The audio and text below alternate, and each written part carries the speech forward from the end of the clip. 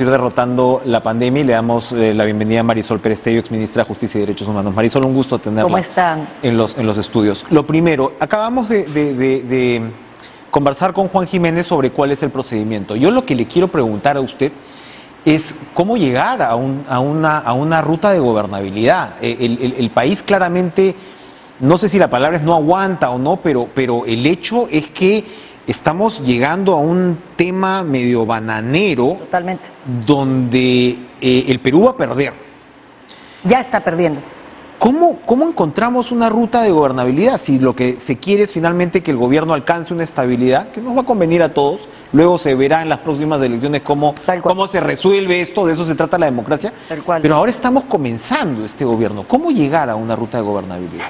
Primero tiene que haber mucha sensatez y mucha serenidad, ¿no? Yo creo que el proceso electoral terminó, entonces los discursos de plaza o de campaña de autoridades que deben representar a todo el Perú no ayudan a este clima de gobernabilidad, de puentes y de consensos, que es una búsqueda y es una actitud.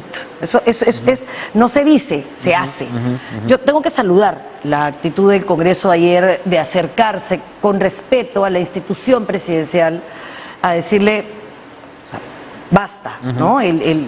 Mucha gente lo ha tomado, digamos, como... Yo creo que en democracia tienen que haber modales republicanos, ¿no? Tiene que haber respeto a instituciones, pero esto es de ida y vuelta. Cuando no es de ida y vuelta, hay un punto en el que tú tienes que decir hasta aquí. Y yo creo que esto de la cuestión de confianza que se empezó a usar, en realidad desde el quinquenio anterior, estamos cosechando malas siembras, no puede ser usado para defender a un ministro. No, es una barbaridad. Esta, que estoy segura además que va a terminar en censura y que va a ser censurado, tiene una connotación política y que además tanto él como el señor Bellido tienen le generan un costo político al gobierno y al país que tiene que ver con temas delicados vinculados a investigaciones sobre lo más, digamos, duro del Perú, que es el terrorismo. Entonces, si hoy el señor Maraví se presenta al Congreso con un discurso que luego periodistas que han investigado el tema dicen, oye, no es del todo cierto, estos dos que dijeron que fueron torturados para declarar a tu favor, terminaron una muerta y el otro muerto también en una hacienda, en un atentado terrorista. Entonces, no le hace bien al Perú, no le hace bien al gobierno, no le hace bien al señor Maraví. Yo creo que hay que saber que esto está perjudicando a los pobres entre los pobres. Yo escuchaba al presidente hoy en las dos presentaciones que ha tenido públicas, a primera hora Huaycán y en el Jorge Chávez.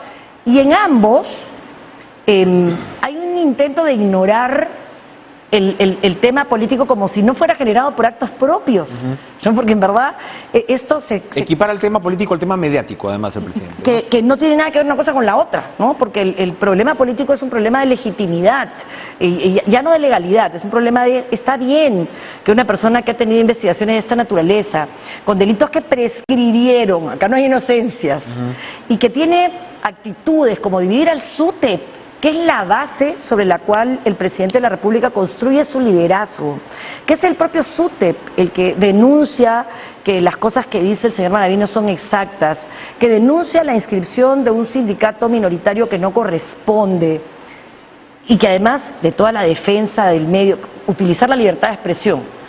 Digamos, yo felicito la pluralidad del Canal 7, o sea, estas cosas son buenas, son sanas, ayudan al gobierno. Un canal de todos los peruanos, a donde pueda venir una persona de oposición democrática y respetuosa a decir las cosas que piensa, con respeto, por supuesto, a las instituciones, pero sin medias tintas, ¿no? Creo que eso es bueno.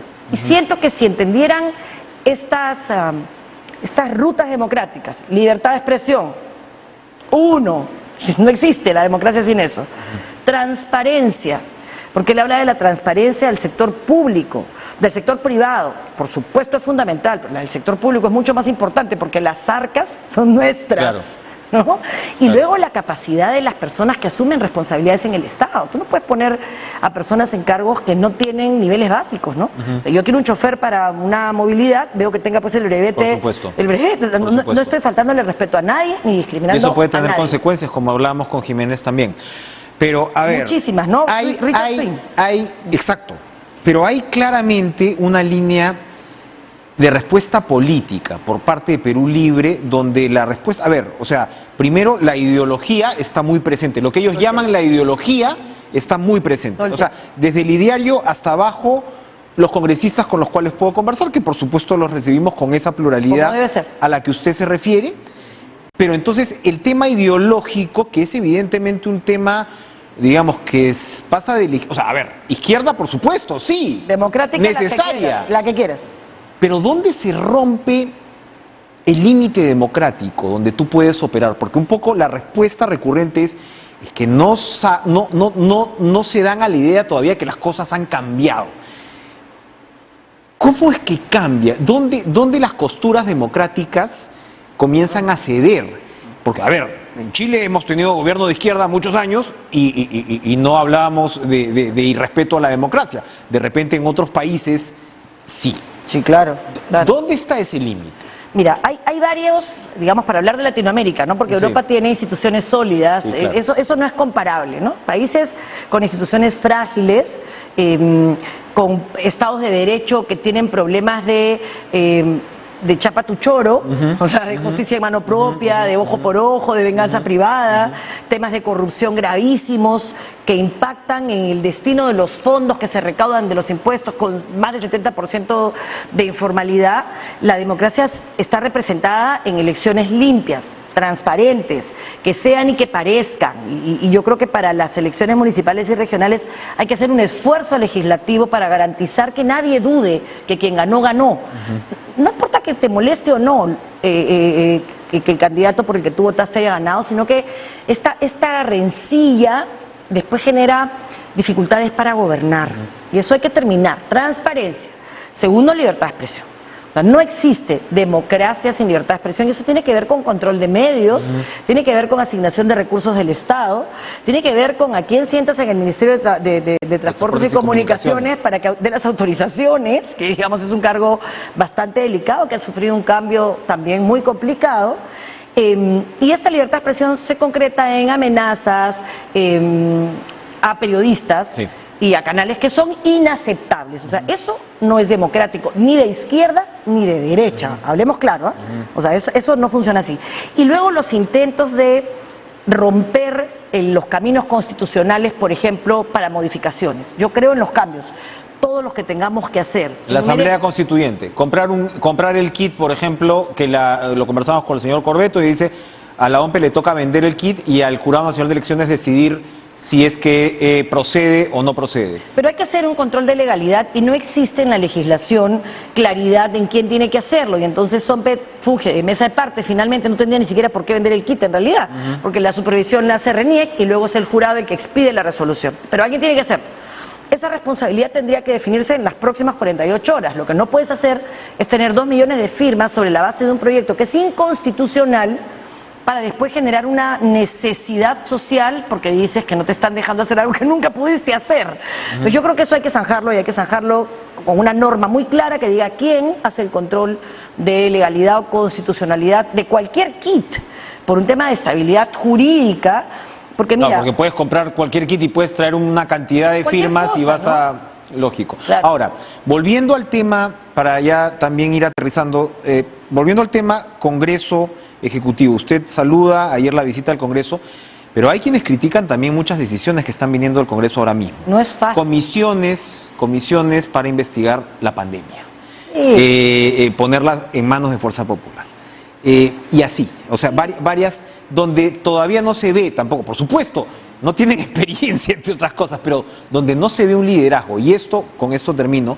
Cuando tienes a una izquierda radical, en parte como lo que decíamos, una parte, ¿no? Donde los límites se comienzan a desdibujar con respecto a estas pruebas ácidas que usted señala, pero que ha sido elegida de manera minoritaria.